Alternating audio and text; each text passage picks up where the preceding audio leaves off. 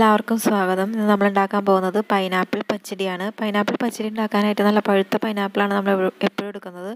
നല്ല മഞ്ഞ കളറിലൊക്കെ ഇരിക്കുന്ന നല്ല പഴുത്ത പൈനാപ്പിൾ. ഈ പൈനാപ്പിൾ പക്ഷേ ഇവിടെ നിന്ന് വാങ്ങിച്ചതാണ്. അത് കാരണം ഇത് ഇത്തിരി വെള്ള കളറിലാണ് ഇരിക്കുന്നത്, വെളുത്തിട്ട്. അതിന് ചെറിയ ക്യൂബ് കഷ്ണങ്ങളാക്കി വെച്ചിട്ടുണ്ട്. ഇതിനെ ഒരു കുക്കറിലിട്ട് അതിലേക്ക് ഒരു 1/2 ടീസ്പൂൺ മഞ്ഞൾപ്പൊടിയും 1 ടീസ്പൂൺ മുളക് പൊടിയും ഇട്ട്, പിന്നെ അതിലേക്ക് ആവശ്യത്തിന് ഉപ്പും ചേർത്ത് കുറച്ച് ആവശ്യത്തിന് വെള്ളം ഒഴിച്ചിട്ട് കുക്കറിലിട്ടിട്ട് ഞാൻ 2 വിസിലടിക്കുന്നുണ്ട്. ശരിക്കും പറഞ്ഞാൽ പൈനാപ്പിൾ നമ്മൾ കുക്കറിലിടേണ്ട ആവശ്യമൊന്നുമില്ല. നല്ല പഴുത്ത പൈനാപ്പിൾ ആണെങ്കിൽ നമ്മൾ പാത്രത്തിൽ ഈ മുളക് പൊടിയും മഞ്ഞൾപ്പൊടിയും ഉപ്പും ഇട്ട് ഇത്തിരി വെള്ളം ഒഴിച്ചിട്ട് മൂടി വെച്ചിട്ട് വേവിച്ചാൽ മതിയാവും. പെട്ടെന്ന് വെന്ത് കിട്ടും.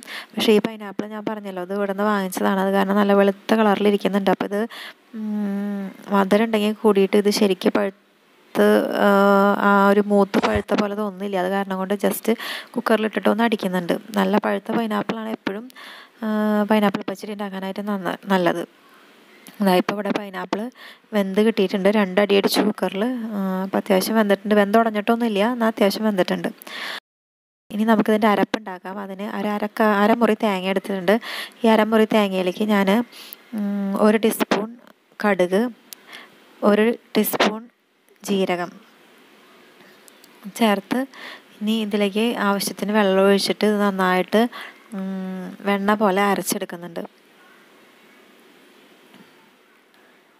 വേറെ ഒന്നും ഇതിൽ ചേർക്കുന്നില്ല. ആകപ്പാടെ കടുകും ജീരകവും മാത്രം ചേർത്തിട്ട് നന്നായിട്ട് അരച്ചെടുക്കുന്നു.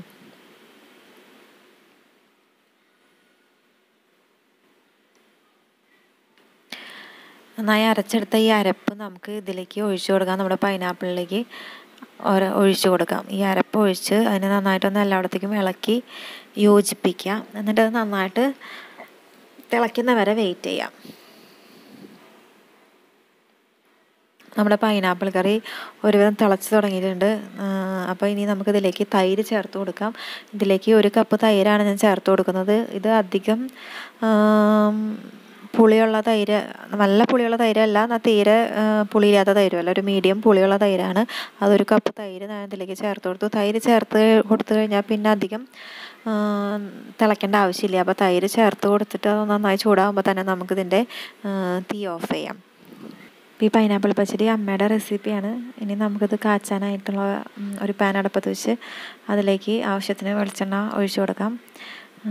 ഈ വെളിച്ചെണ്ണയ്ക്ക് ആദ്യം തന്നെ വെളിച്ചെണ്ണ നന്നായി ചൂടായി വരുമ്പോൾ 1 ടീസ്പൂൺ കടുക് ഇട്ട് കൊടുക്കുക. കടുക് നന്നായി പൊട്ടിക്കഴിയുമ്പോൾ നമ്മളതിലേക്ക് 1 ടീസ്പൂൺ ഉലുവ ഇട്ട് കൊടുക്കുക.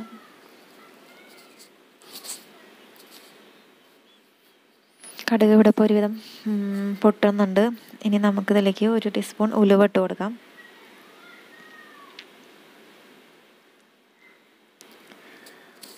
ഇനി ഉലുവയും ഒരുവിധം പൊട്ടിക്കഴിയുമ്പോൾ നമ്മളിതിലേക്ക് ഒരു 3 വറ്റൽമുളക്, പിന്നെ കുറച്ച് കറിവേപ്പില, ഇത് രണ്ടും കൂടി ചേർത്ത് കൊടുക്കുക.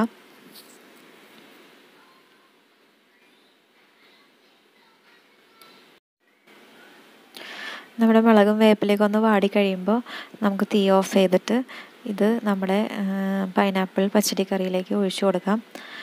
നമ്മൾ ഒഴിച്ചപ്പം തന്നെ ജസ്റ്റ് ആ കറി ഒന്ന് ഈ കാച്ചിയത് ഒഴിച്ചപ്പം തന്നെ ഒന്ന് ജസ്റ്റ് കറി ഒന്ന് മൂടി വയ്ക്കുക. അപ്പം തന്നെ ഒരു 3-4 മിനിറ്റ് മൂടി വെച്ചതിന് ശേഷം ഒരു 3-4 മിനിറ്റ് കഴിയുമ്പോൾ നമ്മളത് തുറന്ന് ജസ്റ്റ് അത് എല്ലായിടത്തേക്കും എത്താവുന്ന തലത്തിൽ ഒന്ന് ഇളക്കി കൊടുക്കാം. നമ്മുടെ രുചികരമായ സ്വാദിഷ്ടമായ പൈനാപ്പിൾ പച്ചടി റെഡി ആയിട്ടുണ്ട്. അപ്പോൾ എല്ലാവരും ഒന്ന് ട്രൈ ചെയ്ത് നോക്കണം. ഞാനിവിടെ ഇതിൽ പഞ്ചസാരയൊന്നും ചേർത്തിട്ടില്ല. അത്യാവശ്യത്തിന് മധുരമൊക്കെ ഉണ്ട്. നിങ്ങൾക്ക് മധുരം കുറവാന്ന് തോന്നണമെങ്കിൽ വേണമെങ്കിൽ കുറച്ച് പഞ്ചസാര ചേർത്ത് കൊടുക്കാം. ഇതിപ്പോൾ പൈനാപ്പിൾ കളറൊന്നും ഇല്ലെങ്കിലും പക്ഷേ കറി നല്ല മധുരത്തിലാണ് വന്നിരിക്കുന്നത്. കാരണം പഞ്ചസാരയൊന്നും ചേർത്തിട്ടില്ല. അപ്പോൾ എല്ലാവരും ഒന്ന് ട്രൈ ചെയ്ത് നോക്കണേ.